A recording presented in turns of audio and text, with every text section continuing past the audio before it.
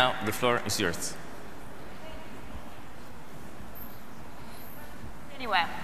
Thank you. Welcome to the second panel. The story of my life is to follow John Micklethwaite, so I'm just going to carry on now. This is a panel where we are going to talk about the business side of journalism. And we've already heard from the other panel, we live in disrupted times. All of your publications write about disruption in other industries. This is a fantastically disrupted industry itself. Technology has disrupted our distribution model. Social media is, as one of my colleagues likes to say, a mixture between a megaphone and a delivery truck. Technology has disrupted our product. It's no longer, for most, just the print paper, perhaps not even the print paper.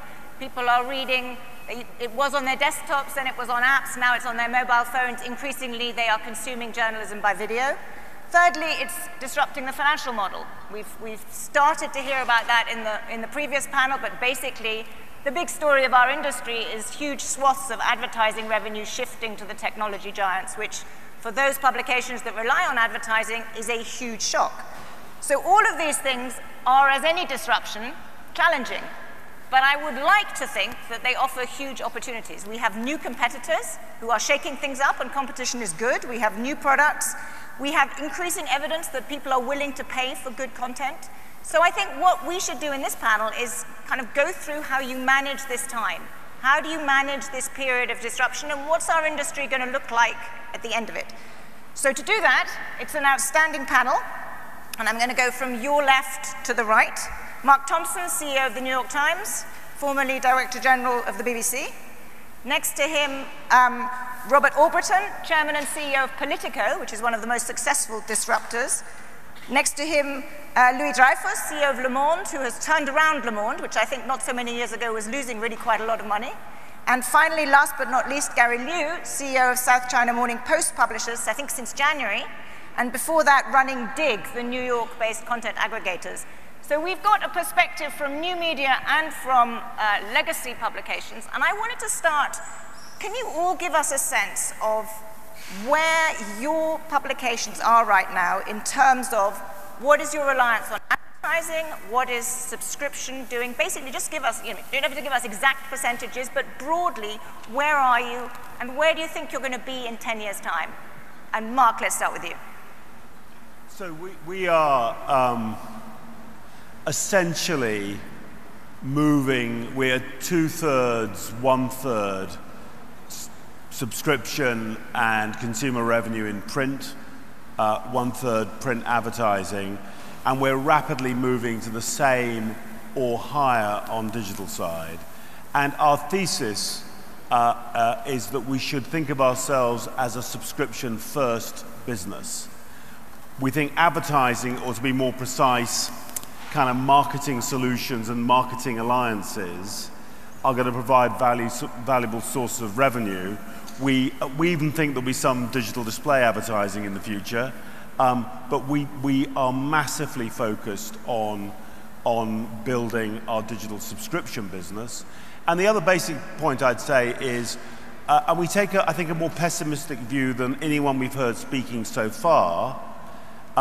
My strategy, our strategy for the New York Times, is intended to create a successful, profitable business, assuming that print revenue declines to zero. In other words, that print, I mean, it's possible there will be a plateau, there'll be some moderation in the decline rates of lines like print advertising, but I don't want to plan a business praying for a moderation. I think it's perfectly likely that print will disappear altogether.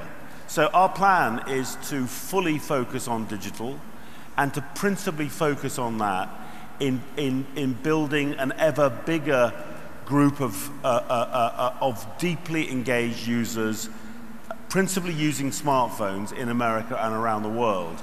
If I can make one final point, there's a kind of idiocy in the idea of a journalism business side split, except in the narrow issue of segregating ad sales from reporting. And our And we think one of the problems that many publishers have got is separating the way they think about different parts of strategy. So we've tried to, absolutely with Dean Baquet and other colleagues from the newsroom, come up with a single strategy, which is audience, who we're trying to reach, journalism, what kind of great journalism do we want to make for them, digital product design and user experience, and monetization with the main focus on subscription. And the key thing is, I want to say, I think once you've got an effective digital consumer marketing operation going, the key issue is not in the monetization piece, it's in the capture and engagement piece. It's the way in which you reach out to and build your audiences is where success or failure lies. That's brilliant. You've set up the entire hour of our discussion, but let's, just to summarize in a sense, because you made a lot of points, so you basically print advertising, your assumption is that it goes to zero, but it may not. And the print platform as a whole ultimately goes to, probably for us more than a decade from now, but no, it goes to zero. But basically, currently you're 2/3, 1/3, broadly in terms of that. Robert, where are you? So, we may have achieved your goal already. We're very close to zero out of print. But when we started 10 years ago, we were 85% print revenue. Today, we're about half subscription revenue, the remainder being digital events and things of that nature. We're a little bit unique in that I completely agree with you. You have to be engaged with your audience. We're very sharply defined in who our audience is. And we really focus strictly on political policymakers and the people that work in that series, in that venue. So our real target audience is maybe no more than 10,000 people. If they're reading our product, then we are successful. But we keep an incredibly close relationship, not only with that ecosystem because it's possible, but because realistically our readers are also our clients, and quite frankly they're the sources for our material more often than not. So for us it's just a very, very focused mission. And when we look at what we do, everything that we do, it's to continue to be focused, to be the very best that we can be in covering politics and policy. And we think that that's our path for success. Robert, can I just ask you, just for those people in the audience who may not know Politico as well as they know the New York Times, just give us a sense of how big your reader base is and who they are. Sure, we do. We're probably less than a third of the Times or the Post readership. We're about 35 million uniques a month. We're really not that focused on that because, again, it's nice to have all that come along for the ride. We do have a free service that's online. We do 35,000 print copies in Washington, D.C. on a congressional schedule. It's very confusing. It's whenever Congress is in session. Everybody always complains to me, I didn't get my paper today. It's because Congress was out of session. I'm just kind of tired of explaining that one.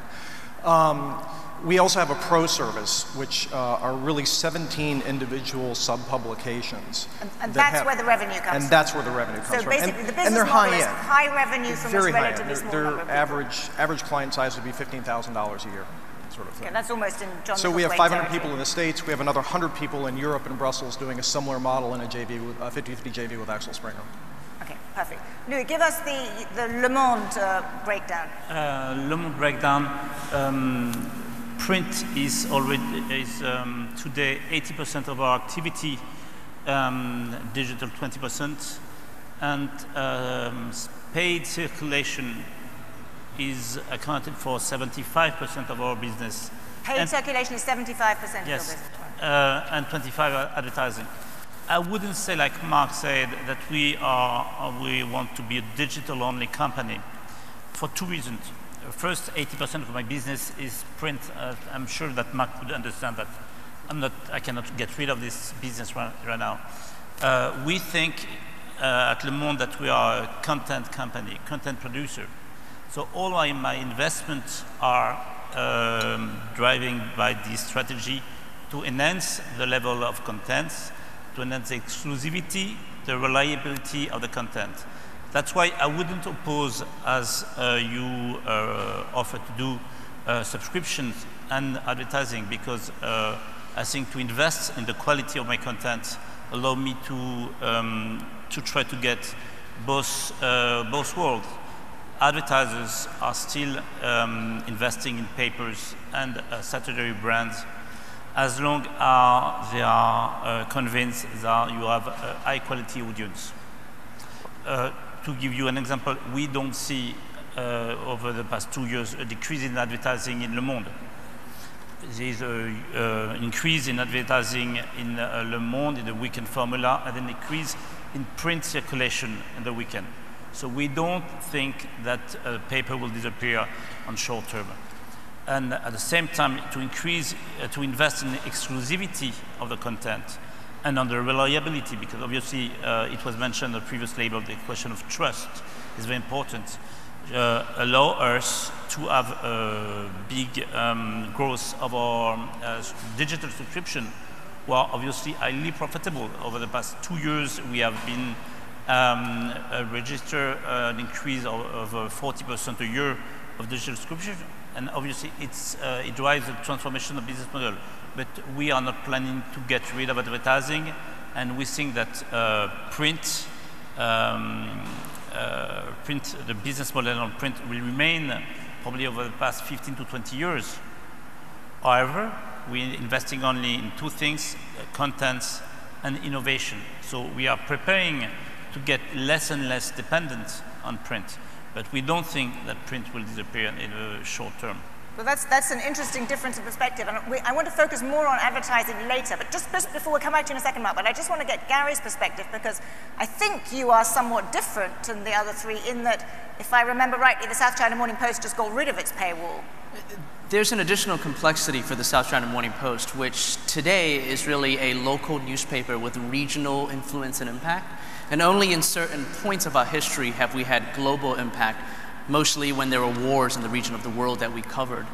And so as part of our transformation, we're very, very early on in our digital transformation. We have the added texture of having also to transform from being a local newspaper to becoming a newspaper or news organization with global influence and impact. And so for us to become a newspaper or news organization with global influence and impact requires us to find scale. And so a year ago, we had the luxury, because of new ownership, to drop our paywall completely. Prior to that, this was just a little over a year ago, April of 2016. Prior to that, the digital version of our site was effectively irrelevant to anyone outside of Hong Kong. It was only read by folks and people subscribed to it because they were Hong Kong natives who wanted to shift away from having the print subscription, but still needed to consume SCMP content. But outside of Hong Kong, no one would pay for our digital content. So we dropped the paywall with the intention of growing international scale, and that's exactly what we've seen. We've had multi-folds of international traffic growth, and that is where we're spending a lot of our energy and time and investment over the course of the next few years. But what is the business model underpinning that? I mean, you have a new owner with large pockets, so maybe this is just reach, as we like to call it. So the luxury right now is a focus on reach. That said, we still care deeply about revenue, and so the business model today is very much ads-based. There is a base of print subscription revenue for the South China Morning Post in Hong Kong that has plateaued in its decline, but we don't expect it really to grow. And then we have advertising, print advertising, digital advertising that makes up the mass majority of the rest of the revenue. Certainly there's a small percentage of ancillary business revenue like conferences and whatnot, and intelligence and data, but it's primarily ads. We can survive on ads being our primary revenue source for a few years as we focus on scale or reach and impact globally. But at some point, and this is to your question of 10 years down the road, what does it look like? We have to have diversification of monetization. And I'm convinced, and the paper is convinced, that it will be a number of channels. It won't be 2 channels or 3 channels. It will be a number of channels.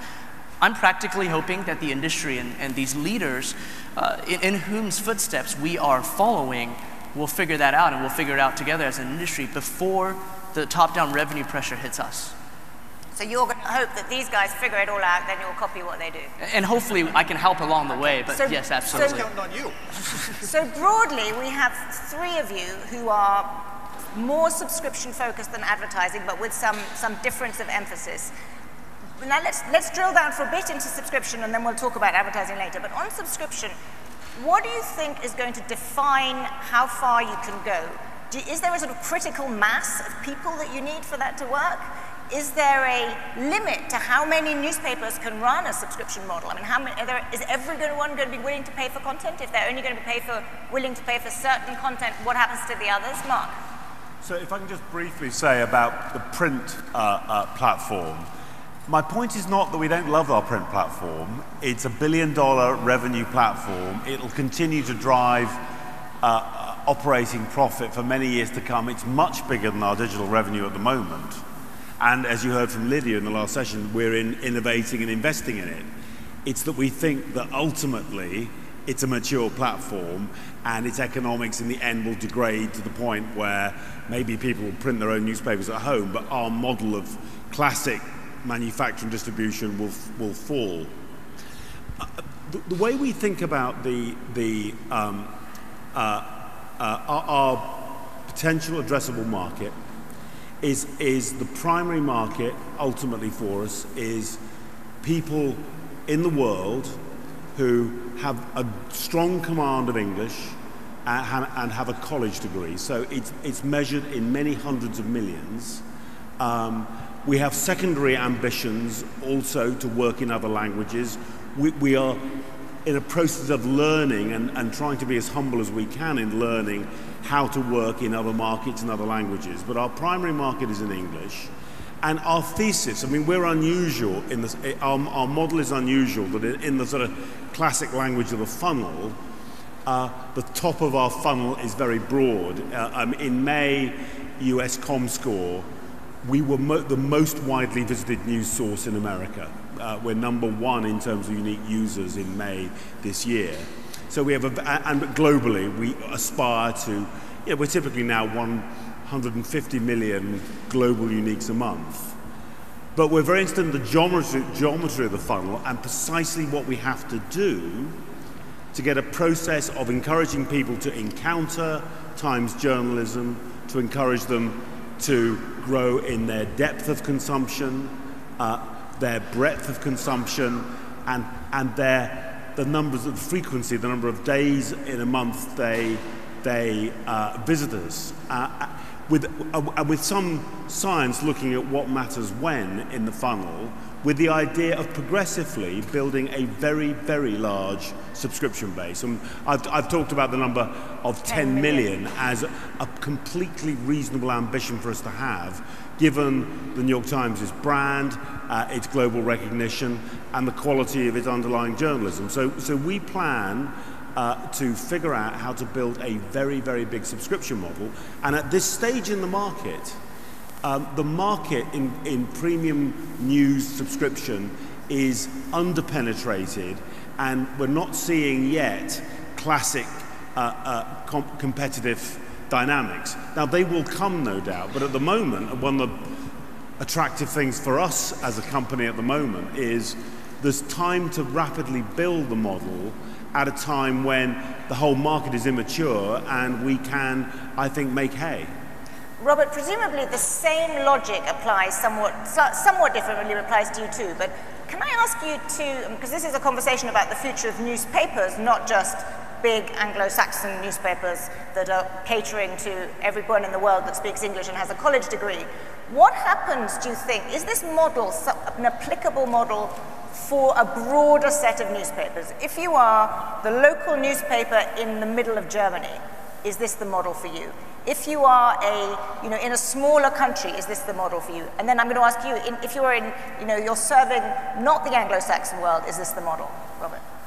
I don't want to be the fly in the ointment, but I did own 8 network television stations in medium-sized markets in the United States. These are, the Tulsa, Oklahomas, and the Little Rock, Arkansas of the world, all of which who had vibrant newspapers when I operated them, all of which went to joint operating agreements, all of which went to publishing less than daily. I sold those businesses because I didn't see, and in local television, they had their own newsrooms. They were smaller, but they covered local news. They were a vibrant source. I sold the business because I didn't see a great future in it. Now that had as much to do about the whims of the television business as it did of the news business. But at that point in time, news was 50% of the revenue for some of those stations, and it was just going away. I honestly think that when I look at a Facebook or something like that, they are a publisher. They are a crowdsourced publisher. They come with all sorts of problems. They come with all sorts of problems of quality. They come with all the problems of fake news. But for a lot of people in smaller markets, that is their primary source of news. I would hope there's a model that can support some local newsrooms from that point of view, but I didn't see one from a commercial point of view. Louis, can I ask you, because you are obviously a very big player, but it's not primarily an Anglo-Saxon market, an English-speaking market. So do you see the subscription-dominated model being the way forward for non-English-speaking newspapers? For high-end non-English-speaking newspapers, I would say that probably one or two newspapers in every country are probably the capacity to develop the business model. Because I think that what we are seeing in different businesses on digital, that people are ready to pay for a service, an exclusive service. If you are, as a publisher, able to define or invest in this exclusivity, you will find an audience. The question can be, how much do you need to invest, and how big is the audience ready to pay? In France, I was listening to Lionel, who was saying in the previous panel that he thought that unfortunately editorial staff would be slightly reduced over time because of the business model. In France at Le Monde, we increase every year over the past 5 years the number of journalists. We are decreasing all the costs.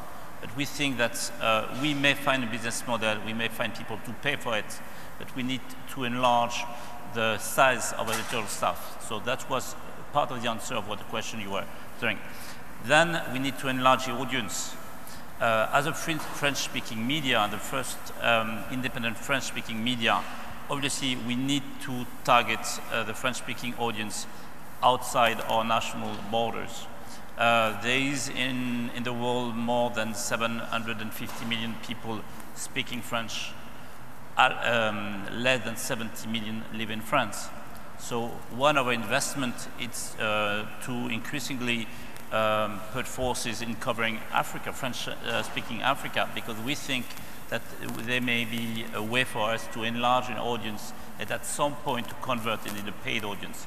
So I would say that there is a future in the digital subscription-based model for high-end newspaper. For the local one, it will be very difficult because they will be confronted to free media offering services with other business models. It will be tough for them. So I would be very surprised if a local newspaper could find such a model. So we're hearing the same echoing here. What is your perspective, Gary? So again, our situation is very interesting because even though we are a local paper in Hong Kong reporting on China, we are English language. And so our marketplace outside of Hong Kong is, I wouldn't call it the Anglo-Saxon world, but it is the English language world. And so our addressable market is extremely large. We don't address the mainland Chinese marketplace at all. In fact, we're 100% banned in China. Our website is. And we don't write in Chinese language. So we're not accessible to, on a language basis, to the 1.3 billion people in China. But I always remind folks that there are 2.5 billion others around the world that actually need to understand China better. And so I do believe that if we were just to stay an English language Hong Kong local newspaper, that subscription as a model will allow us to survive. But as we go international, we have to make a bet. And the bet is today, the New York Times is a global newspaper that covers the world, but a majority or a large amount of the value of the New York Times is that it does better than most, covers the United States and the United States relationship with the world, and it matters to everyone because the US is the #1 economy and the fountainhead of global culture. The bet that we're making is that in 10 years, or less than 10 years, China becomes the #1 economy in the world, and shortly after that becomes a fountainhead of global culture. And at that point, we will be living in a world where you cannot ignore China anymore, and we will have the assets, the products in place that allow us to build a subscription business, not just for our local market of Hong Kong, but for the world, because we cover China well. So in 10 years' time, the two big giants will be as they are here on the left and right of this stage. South China Morning Post will be the global newspaper that offers a window into the world's biggest economy, and the New York Times will offer the window into the world's then second biggest economy. One can dream. Well, I think that may not be a dream. One element of that may not be a dream. I have a question here from the audience, and I just want to remind you that I really want to get you guys involved in this discussion, but the best way to do it is to send an email to the address that you were given, and I will read it out. And the question is, it's to you, Mark, and I think perhaps it gives you a chance to clarify. It says, will the newspapers really only be in the digital edition, and if so, will they be free? And I think you're saying no, print will survive. Well, so I think print will survive for a while. It may survive forever. We're planning for a future where the entire effort is digital. So we're planning, if necessary, for a printless future. And as for free, again, often in this debate, people don't look closely at what's going on. I mean, I said we had 150 million, roughly, uniques a month. We have currently 3 million subscribers to our news products, print and digital, and then 2 million, that's 2 million digital only. So we've got another 147 million uniques who are looking at Times content for nothing. And we get some money from advertising, but we're also very interested in engaging and focusing people in our content. So, you know, we are a very, very broad and broadly open news provider with a thesis about engagement and payment. One other point I wanted to make, really picking up on the last conversation, where quite a few of the speakers kind of agreed that newsrooms are probably going to have to get smaller. And, you know, I absolutely accept that may be the case.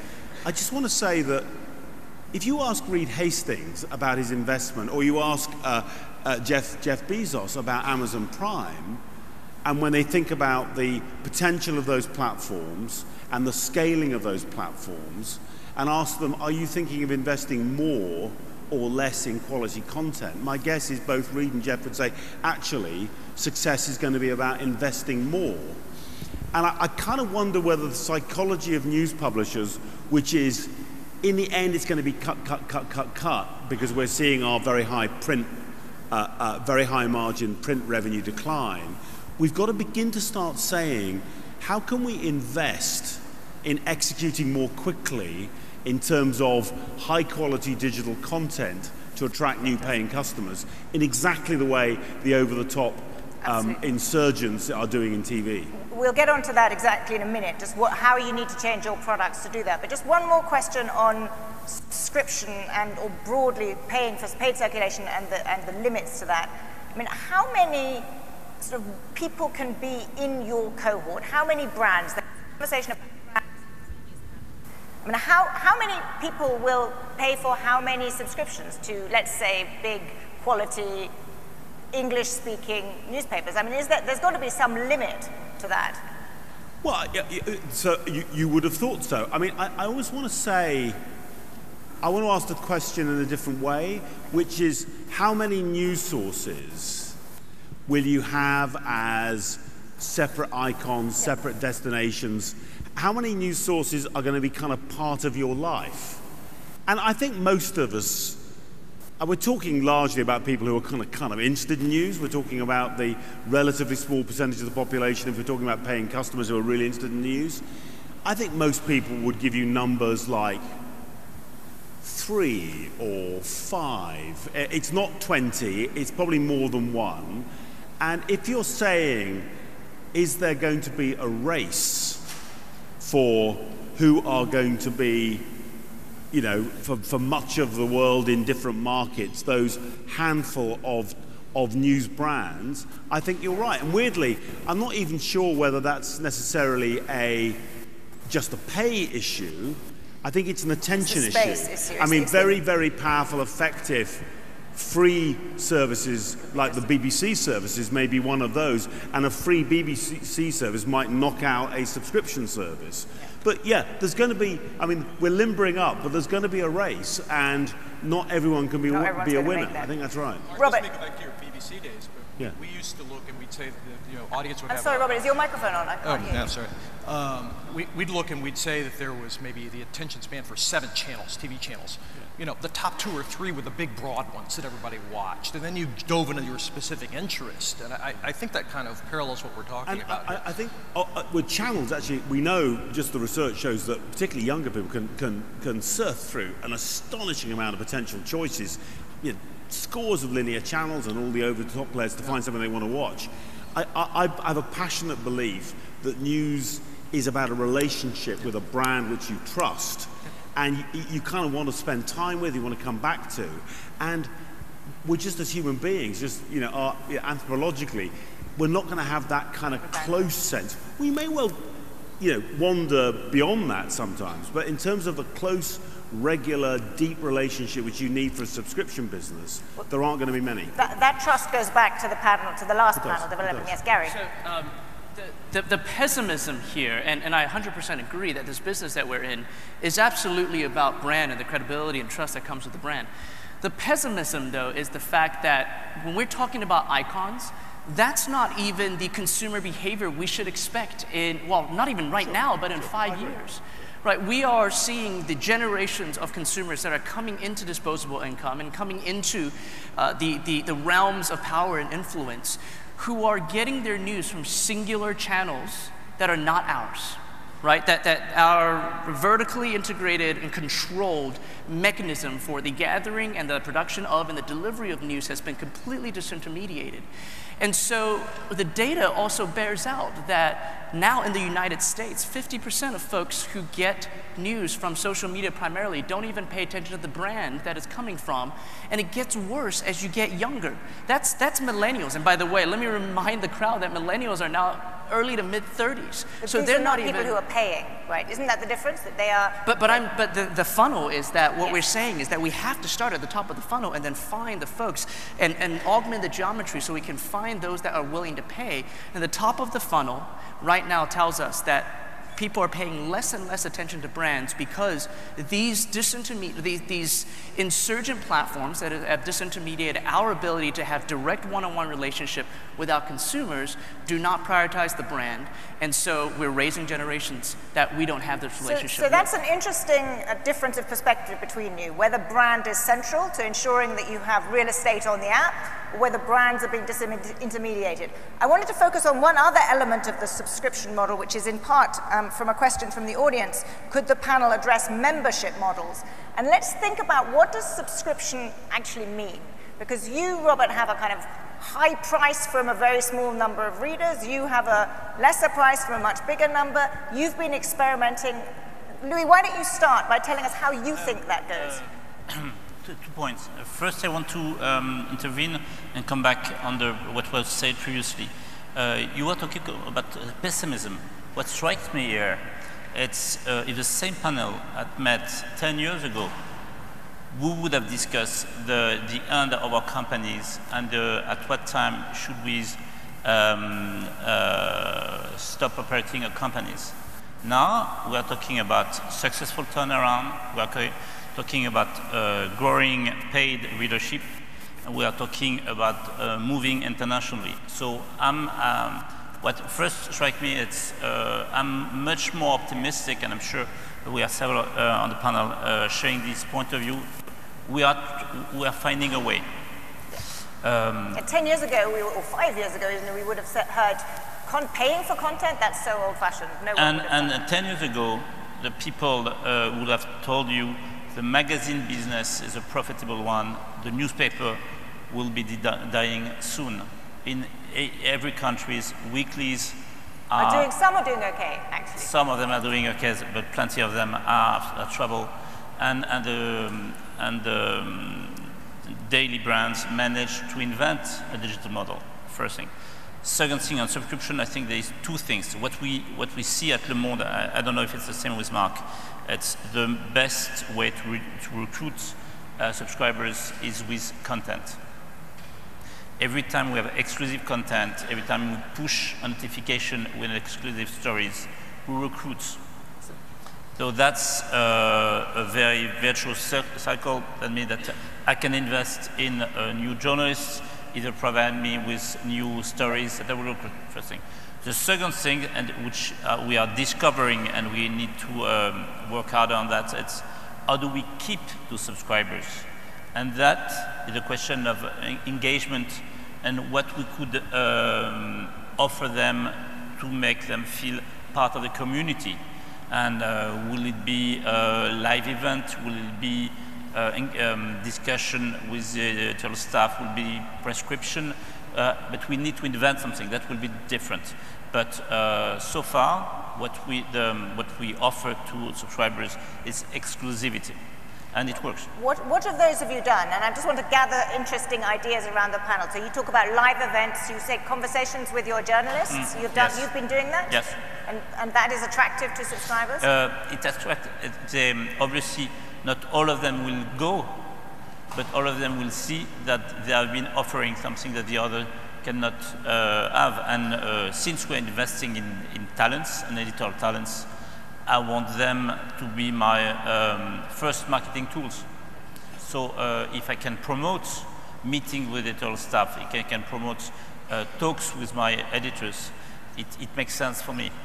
Robert, how do you promote the Politico community, if you will? So we don't actually sell that much advertising. When you want to talk about just pure advertising, either programmatic or anything like that, it's very little of it is sold that way. We actually sell to a different group rather than going to the marketing department of a company. We're usually dealing with the government affairs people who have a totally separate budget that they can dedicate to it. But we're actually trying to sell a solution for them more than just an ad. So it's very rare that we would sell something that's not paired with an event or some sort of a live event or some sort of a talk back with a journalistic sort of thing or some sort of a branding opportunity. And even then, we're not really selling CPMs or anything like that. We'll sell a takeover of the site for X number of days or something that's totally sponsored from that point of view. So and when you look at the equivalent CPMs, they're infinitely higher. I mean, orders of magnitude higher because of that. Because again, they're trying to associate their brand with our platform to influence something. It's really the purest form of advertising. And in terms of the subscriber model you have, which is the relatively high payment for a very small number, are you thinking in terms of other models, other kinds of relationships with your subscribers? So that's been the hardest thing for us to identify over the course of the last 5 years when we've been doing 5-6 years. It really works for us because we're selling essential real-time information to professionals to do their jobs. It's very granular. It's not especially fascinating material. However, covering politics and policy, when something at the Department of Agriculture happens to rise up to the level of general interest, we've got 10 of the greatest specialists in town who can immediately talk to that in a broad way, and that's what we do. But in the meantime, we're really making sure that they're incredibly well informed before they walk into that meeting, before they have the committee meeting or whatever, so they're not caught from behind. Now, the question is, are there other economies where there's that level of leverage, where literally our little subscription fee compared to the amount of dollars that are being influenced by the information that we deliver to them is, again, orders of magnitude? Are there other industries where that applies? That's where we're having a harder time figuring that out. We are, I've noticed, rapidly getting through our hour, so I want to touch on a couple of other big subjects before I go through the very long list of questions, for which thank you.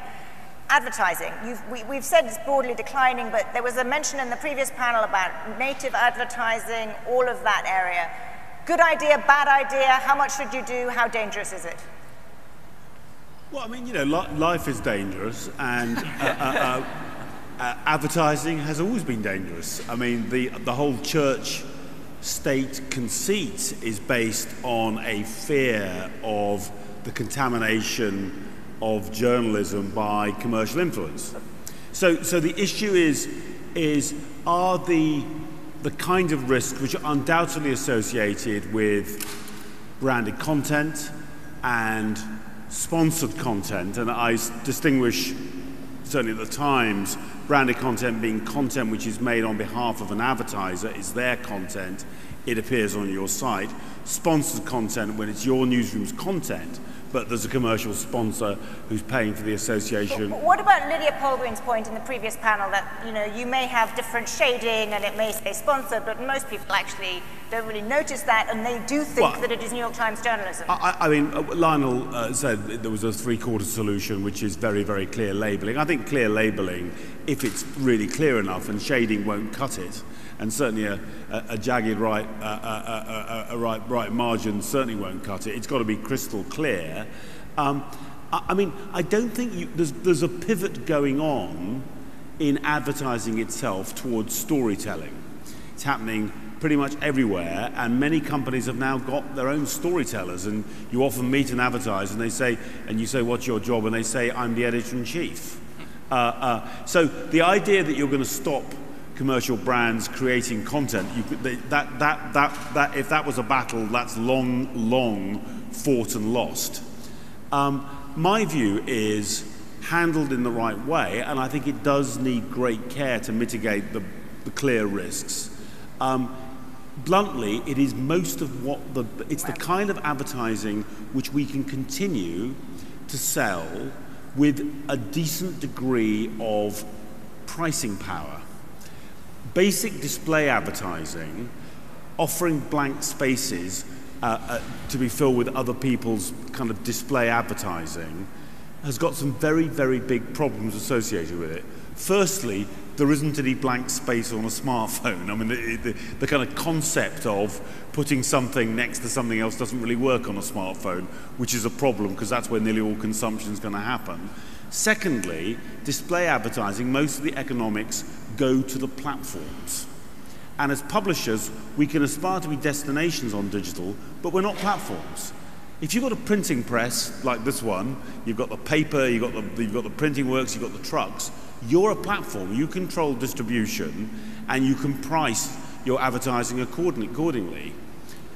To a degree, not to this degree, but to a degree, Google have got that, Facebook have got that, Amazon's got that. We don't really have that. And that means that pricing is set by other people, by other big players. And the trouble is that their thesis, I think it's reasonable for them, is gigantic reach and very low CPMs. And so our thesis is if you want to continue to have digital advertising revenue, you have to pivot drastically towards marketing services, towards helping people who want to create story-led content and so forth, and many other kinds of partnership. I mean, a good example of the partnership we're doing, the Daily 360, is a gigantic 18-month partnership with Samsung. This is well over $10 million of value to the Times, and they're paying for our newsroom to make essentially virtual reality films every day of the year. Just using their using their equipment. So, I mean, and we've had, by the way, over the course of the last 3 years, an 85% swap out of staff in our advertising department. So we have essentially people with quite different skills finding solutions for commercial partners. It's a different business. Gary, I see you nodding to some of that. Do you hear the same, or do you see the same trends going on? 100%. I think it's important for us to put the advertising market in context, because we often look at our own numbers and talk about declining advertising without actually putting it inside of what's actually going on in the industry. 2016, the overall advertising marketplace was $500 billion US, $500 billion. 186 billion of it was TV, linear TV. Digital is now 180 million. So effectively, from a percentage point of view, they're even. 2017 will be the first year that digital is going to pass. And digital is the only segment that is growing, right? 17, 18% year over year growth on the digital side. The problem is that this digital side, if we look at it, depending on who you believe, whose numbers you believe, 90 to 98% of it is coming from two companies. That's Google and Facebook. So that growth is only coming from the platforms. The rest of us get the scraps, right? So it's not controlled by us anymore. So out of necessity, we have to find something else when it comes to advertising. And we have generally, most publishers have over the course of the last few years shifted to native advertising, because advertisers are moving there. They're removing their spend slowly from linear TV. 2016 is every 4 years going to be an aberration because of the US, because of the Olympics and the election, especially this past year. But they're shifting from television to native ads. And I believe that with the right ethics, that native advertising can actually be a boon to the economy, the industry, and can actually be safe. It can actually also create and underwrite incredible content. Some of the stuff that T Studio does out of New York Times and the Washington Post branch studio does underwrites great journalism. It's packaged in a way that is very, very clear who is underwriting it. It's a patronage model, effectively. Now today, the newspaper industry, we're under, if we look at the rest of the ads industry, we're under a different kind of patronage model where we're beholden to our users. I am, yes, to our users. And I think a lot of publishers are struggling with quality of content because they're beholden to their users, because they're beholden to the kinds of content. We should just tell the audience, you may not be able to see her, that our interviewer has got a look of kind of skepticism and revulsion on her face. That was my goal up here, to make you look. I'm simply asking the questions. This is fascinating. Keep going. So my point is that I think if we have the right set of ethics when it comes to branded content, native content, that it will be good not only for our industry, but good for our readers and users. Do you agree? Sure. I do agree, but on one condition, that it must be clear who is the source of this content. I won't take the risk to hinder the relationship I have with my audience or with my subscribers in producing a content that they would think is done by my editorial staff as a news content is not so. Native advertising is obviously a way to develop revenues. We know exactly why advertisers are proposing that to us, because they know that we need to find new ways of revenues, but we cannot cheat with the audience. So we need, and so I completely agree with what Mark was saying. It must be crystal clear what is native advertising and what is editorial content. Otherwise, it would be very risky for all of us. Absolutely, and that may explain my look of skepticism. I think on the one hand, we spent the first part of this conversation talking about how you are going to build business models based on subscription, on people paying for quality content, and then you're saying, actually, we're going to have the advertising element of this is going to be based on native advertising, which is sort of content that is not sponsor-driven content. I think there may be a tension there. But the thing is, the native advertising only works if it's high-quality content. This is the basic point, which I know many journalists struggle with. I began by struggling with it as well, which is it only works if it is also done to an incredibly high standard, and if it's worth users spending time with, and if they believe it's part of a quality experience. If it's cheesy, it doesn't work, and there's no point doing it. Let's have a sense, and this is a little unscripted, so apologies to the organisers. How many here in this room think that good native advertising is an important and positive part of newspapers' future? I would say that is about 15 of you. Yeah.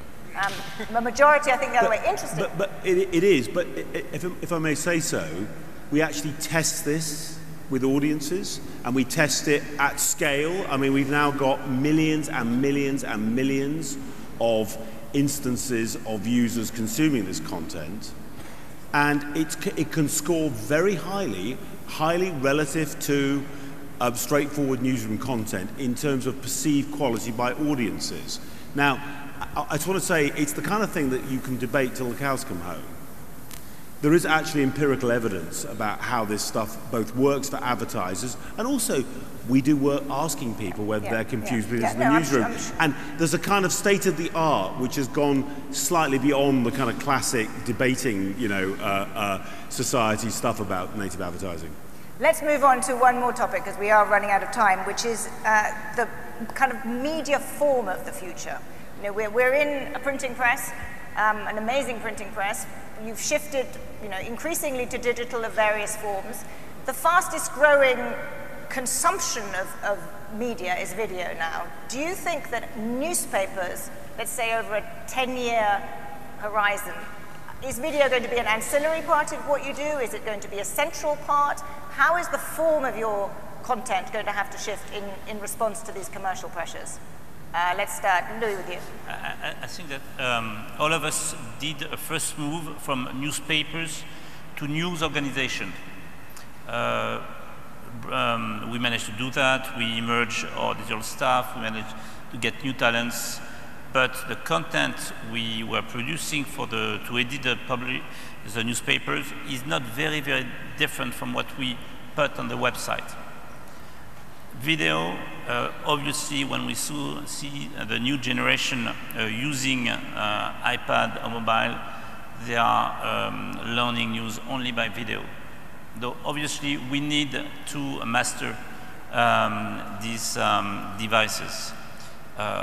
Unfortunately, it's always not in our DNA. We were not broadcaster, we didn't produce TV news, so we are starting to investing in it and to decide what we do. But obviously, in the next 5 years, a news organization like Le Monde must have a video arm much larger than what we have. Right now, we have 415 journalists at Le Monde, and among those numbers, only 20 of them are working on video. And if I compare to one of my subsidiaries, which is a French franchise of the Huffington Post that we are running, we have 30 journalists, and more than a third of them are working on video. So they are well in advance, and obviously we need to invest. That will be recruiting new talents, and but first trying to invent what is Le Monde in video. It cannot be what we do in print because it's different writing, it's different editorial. Robert, what's your take on this? Because you came from the world of TV, so you've sort of been there. Sure. I think they're two totally different things. I think video is a left brain and writing is a right brain kind of activity. I think we've been talking for a decade about having reporters going around with cameras and recording things, and it's never quite worked out. I think we keep diving back into it because there's money there, and because advertisers will pay a premium for it. And so we keep on saying, we've got to get a piece of this somehow. I'm not so sure I agree. Again, I go back to our job is to figure out the best way to deliver news and information, essential news and information, to our readers and to our clients. And they're going to take that in the way that they think is best, not necessarily in the way that we think is best. We can introduce concepts to them, but I don't think that we can force them into any one particular box. When I look at video, most video is better for evergreen material, dramas, comedies, entertainment. It's also good for real-time things, big events when they happen. You know, huge news events. And guess what? There are lots of cable news companies, and they do a great job of covering that right now. So I see some narrow windows, but actually we do a lot better with podcasting, which actually is a very similar sort of thing, but works better with our writers. It suits our audience better. It's better for their lifestyle.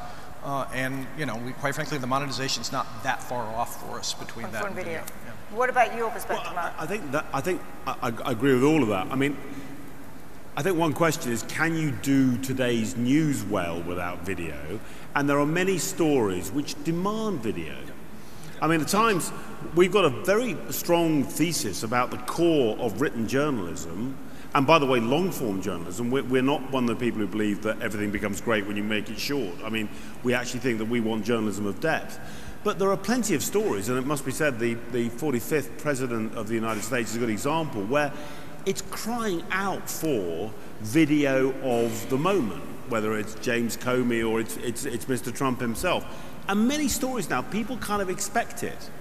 I think the wrong turning was assuming that video could be some sort of, partly because of the immense demand for video pre-roll, so there was a straightforward demand in the ad market for it, that this could be a kind of like a new US cavalry to come and save newspapers, would be this new video cavalry. And I think that's wrong in all sorts of ways. Firstly, if you think native advertising is a bad user experience, video pre-roll, like a 30-second video before a 30-second piece of news video, is the most gruesome insult. It's the most terrible thing. And we haven't got around that. So it doesn't work there, but also we should think more broadly. The phones have got incredible visual functionality, sound, picture, graphics. And I think, will the future of journalism be much more multimedia and visual? Yes.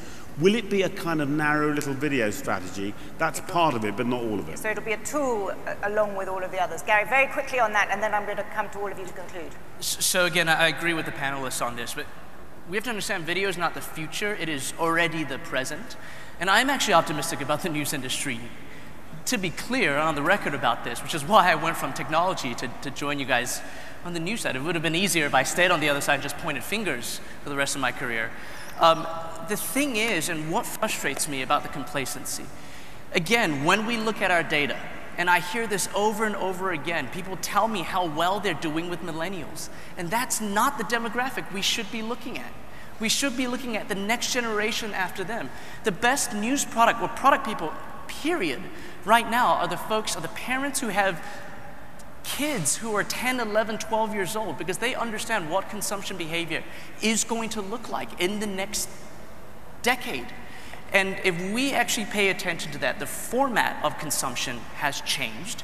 And so video is not even going to look like what we deem to be video today. I know that we as a news industry don't always like to talk about Snapchat, right? Because a lot of people are testing it, it's really expensive to create for, and it's not driving the demand that we're hoping for. And so it's not necessarily the network of Snapchat that matters, but I believe that we need to pay attention to Snapchat because it has created a brand new format. It has changed it so that it used to be the cardinal sin was recording video vertically. And now the basic and default way to record a video is vertically. That is a complete shift in creation format, and as news organizations, we have to understand what's coming next. Absolutely.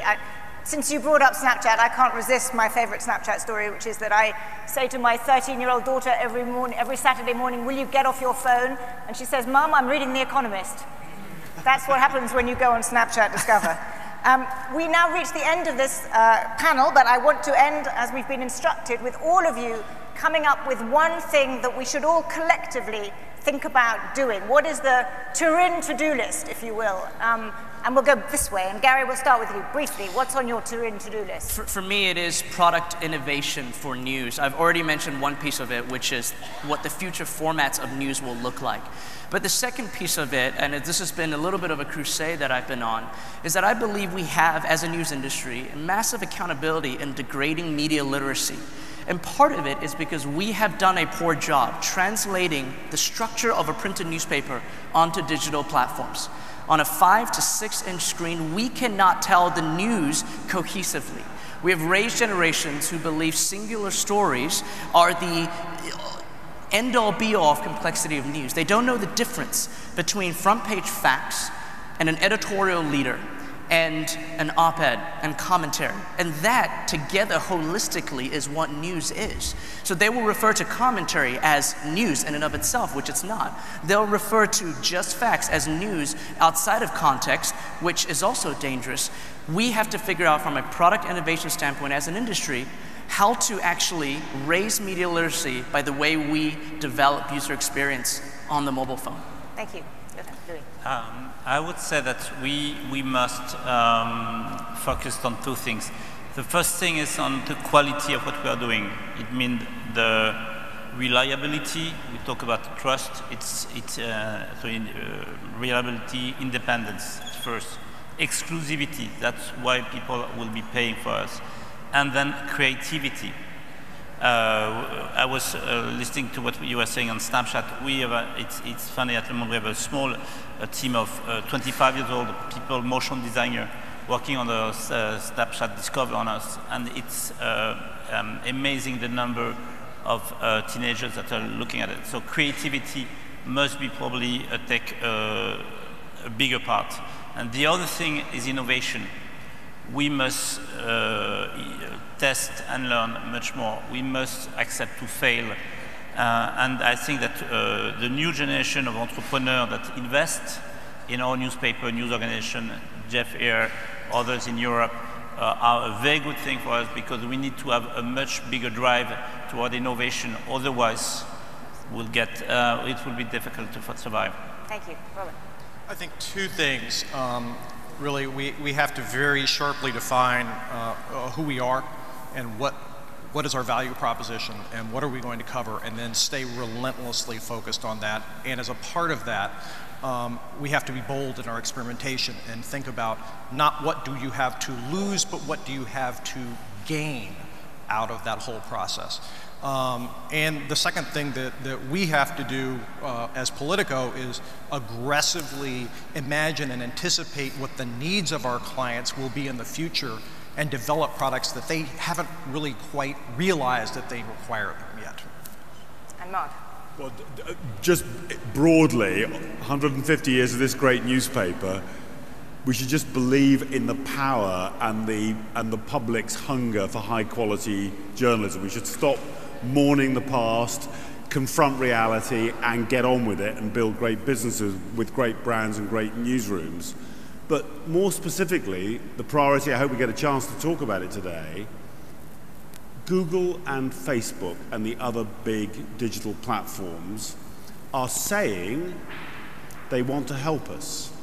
They're saying they want to help us. So I would say this is a window.